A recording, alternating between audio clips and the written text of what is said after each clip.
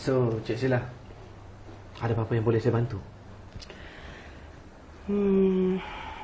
Keluarga Cik Puan terlalu baik dengan saya. Saya rasa berbesar hati sangat.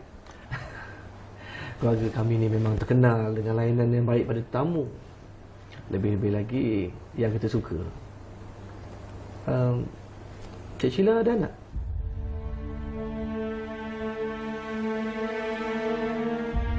Cik Puan Malina, dia ada cek. So, macam mana Cik Puan Malina? Thank you, but no thanks. Tadi aku datang, aku nak minta satu benda sebenarnya. Ni, kalau ada siapa-siapa datang, Zack ke siapa-siapa, kalau datang dia bagi tahu apa-apa pasal Iskandar, kau jangan terus percaya. Sebab kalau boleh kau dengar dulu cakap Iskandar.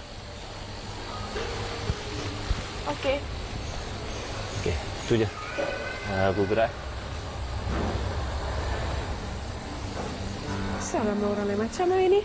Aku akan hancurkan kau, Aisyah. Seperti mana aku hancurkan Masyita dan juga Surin.